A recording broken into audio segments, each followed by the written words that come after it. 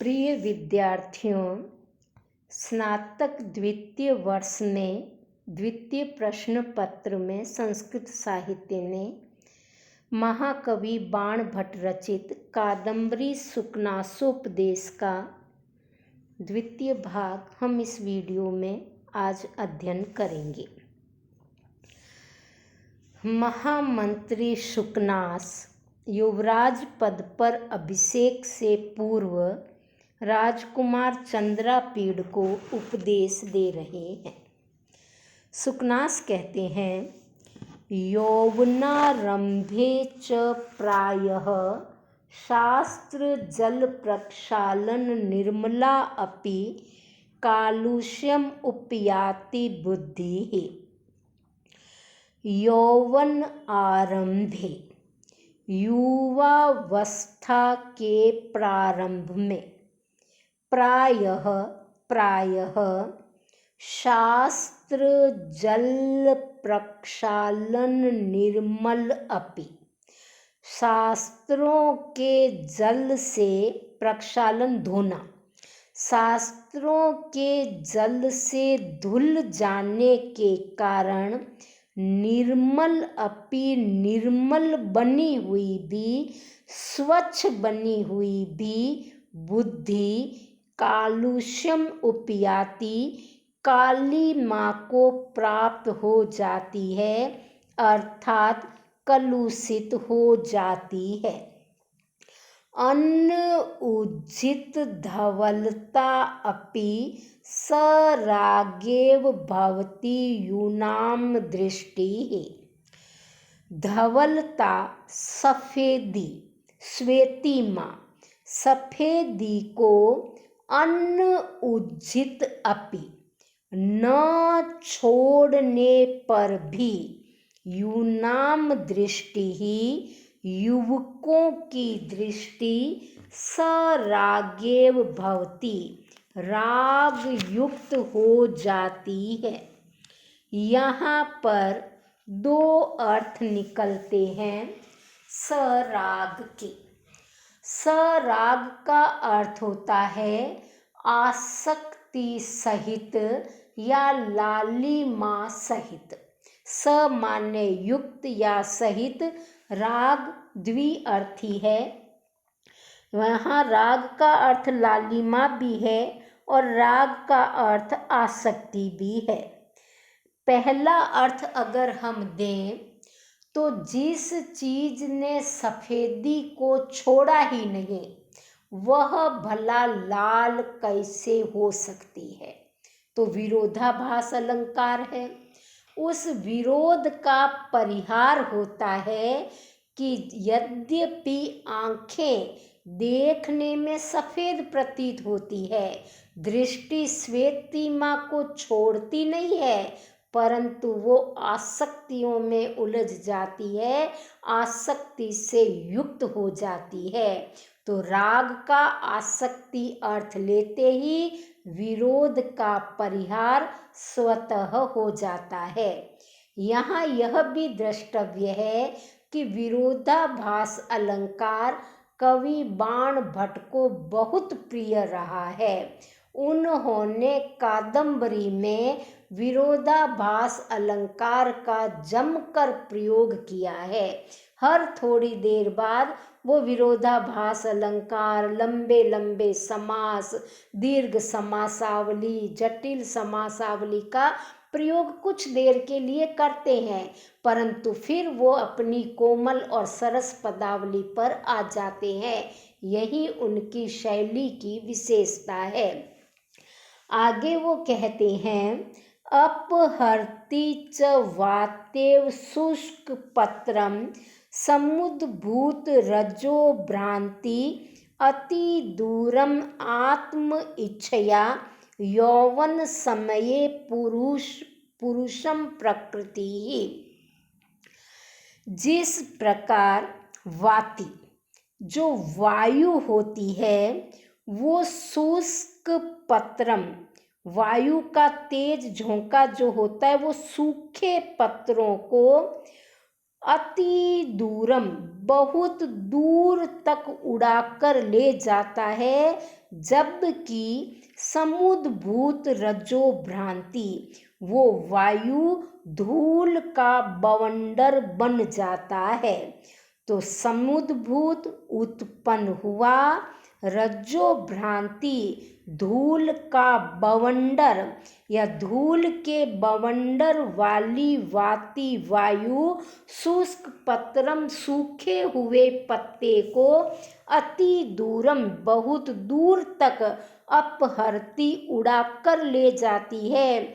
उसी प्रकार यौवन समये यौवावस्था के समय में यौवन काल में रजो गुण से उत्पन्न भ्रांति ब्रह्म पुरुषम प्रकृति मनुष्य के स्वभाव को आत्म इच्छया अपनी इच्छा से अति दूरम बहुत दूर तक अपहरती खींच कर ले जाता है। युवावस्था में मनुष्य अपने वश में नहीं रहता, उसमें रज्जो गुण से उत्पन्न भ्रम हो जाता है और वह अपनी इच्छानुसार ही उसकी तरफ खींचता चला जाता है। आगे सुकनास कहते हैं, इंद्रिय हरिण हारिणी च सततम अति दूरंतेयम उपभोग मृग तृष्णी का। उपभोग रूपी मृग तृष्णा जो है वो हमेशा इंद्रिय हरिण हारिणी इंद्रिय रूपी हरिणों को हरण करने वाली और अति दूरंतेयम बुरे अंत वाली होती है। मनुष्य में उपभोगों की मृग तृष्णा होती है और ये उपभोग रूपी जो मृग तृष्णा होती है ये इंद्रिय रूपी हरिणों को अपने वश में कर लेती है, इंद्रिय रूपी मृगों को अपने वश में कर लेती है और इसका अंत बड़ा दुखदायक होता है, बड़ा कष्टप्रद होता है। इसी प्रकार नव यौवन कसायता आत्मनश्च सलीलानि एव। जो नव यौवन से कसेला जब आत्मा हो जाती है या नव यौवन से कसेले अंतःकरण वाले युवक के मन को तानि एव विषय स्वरूपाणि वही विषयों के स्वरूप आस्वाद्यमानानि आस्वाद किए जाने पर मधुर तराणी आपतंती और अधिक मधुर प्रतीत होते हैं। जिस प्रकार हम आंवला जैसे कसैले पदार्थ को खाकर यदि उसके ऊपर पानी पिएं तो वह पानी बहुत अधिक मीठा लगता है, वह बहुत अधिक मधुर प्रतीत होता है। इसी प्रकार यौवन में विषय रूपी जो सांसारिक विषयों का भोग है, उन सांसारिक विषयों का भोग बहुत मधुर प्रतीत होता है, क्योंकि अंतःकरण नव यौवन से कसेला हो चुका होता है।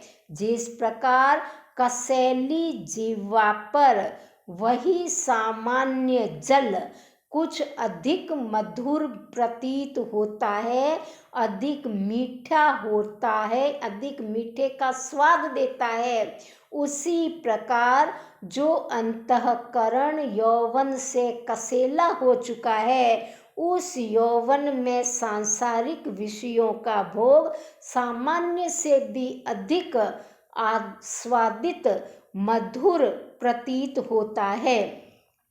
नाशयति च दिंग मोह इव उन्माद प्रवर्तकः पुरुषम अति आसंगो विषयेषु।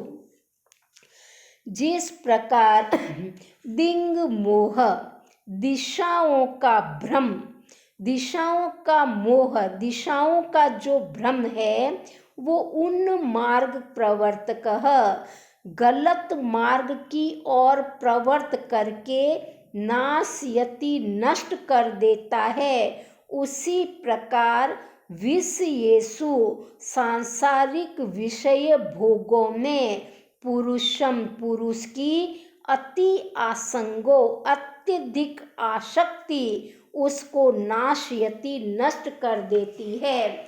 यदि जंगल में कोई व्यक्ति रास्ता भटक जाए, दिशाओं में भ्रम उसको उत्पन्न हो जाए, तो वह गलत रास्ते पर भटक कर समाप्त हो जाता है। उसी प्रकार से जिस पुरुष का मन विषयों में अत्यधिक आसक्त हो जाता है, वह पुरुष भी नष्ट हो जाता है। उसकी आसक्ति ही उसको नष्ट कर देती है। भवादृशा एव भवन्ति भाजनानि उपदेशानां। आगे सुकनास कहते हैं, हे राजकुमार चंद्रापीड़, भवादृशा एव, आप जैसे राजकुमार ही, आप जैसे विनम्र स्वभाव के पढ़ा लिखा इंसान ही उपदेश का भाजनानी पात्र भवंती होते हैं। आप जैसे सुलझे हुए व्यक्ति ही उपदेश का सुपात्र बनता है, वो उपदेशों के सुपात्र होते हैं। क्यों? क्योंकि आप अभी अभी गुरुकुल से आए हैं, अभी तक आपने सांसारिक विषयों का भोग नहीं किया है, अभी तक आपने धन को नहीं चखा है, अभी तक आपने ऐश्वर्य का आनंद नहीं लिया है, अभी आप कोरे घड़े हैं, आप स्फटिक मणि के समान बिल्कुल निर्मल है।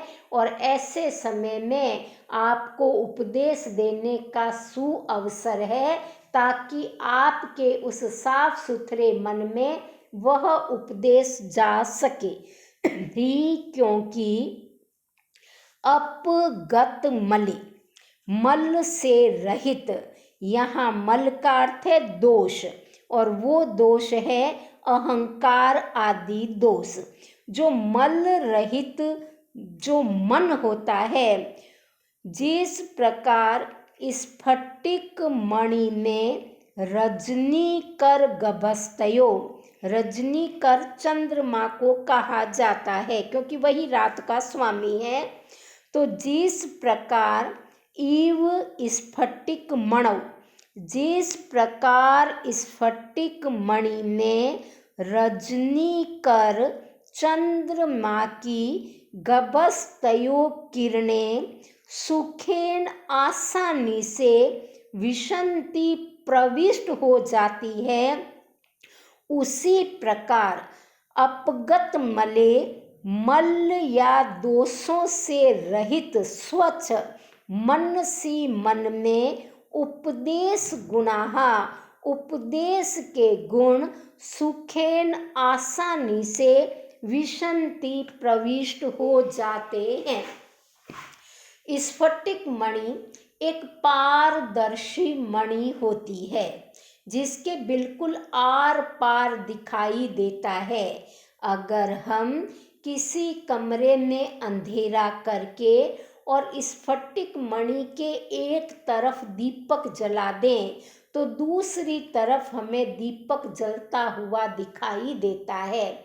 यानी बिल्कुल ट्रांसपेरेंट होती है ये मणि, अति बहुमूल्य होती है ये मणि। माउंट आबू में एक शिव मंदिर है, उस शिव मंदिर में यह स्फटिक मणि है, और वहाँ के पंडित मंदिर में अंधेरा करके दीपक जला करके और दिखाते हैं कि किस प्रकार बहुत मोटी ईंट जितनी मोटी स्फटिक मणि के आर पार वो दीपक जलता हुआ दिखाई देता है। यदि हम ईंट, सामान्य ईंट के एक तरफ दीपक जला दें तो अंधेरे में वो दीपक हमें पूरा दूसरी ओर नहीं दिखेगा, लेकिन स्फटिक मणि बिल्कुल प्लास्टिक की तरह ट्रांसपेरेंट होती है और इसमें से आर पार दिखाई देता है। तो ऐसी स्फटिक मणि में चंद्रमा की किरणें आसानी से प्रवेश कर जाती है, क्योंकि वो क्लियर है, वो ट्रांसपेरेंट है, वो स्वच्छ है, उसमें कोई मैल मल दोष नहीं है। उसी प्रकार जिस मनुष्य का मन दोषों से रहित है, मल से स्वच्छ है, उसमें आसानी से उपदेश भी प्रवेश कर जाता है। और राजकुमार चंद्रापीड़ अभी अभी अध्ययन करके गुरुकुल से आए हैं, तो उनके मन में किसी भी प्रकार का कोई भी मल नहीं है। यही उचित अवसर है कि उन्हें सुउपदेश दिया जा सके, ताकि वह उनके मन में आसानी से पैठ जमा सके।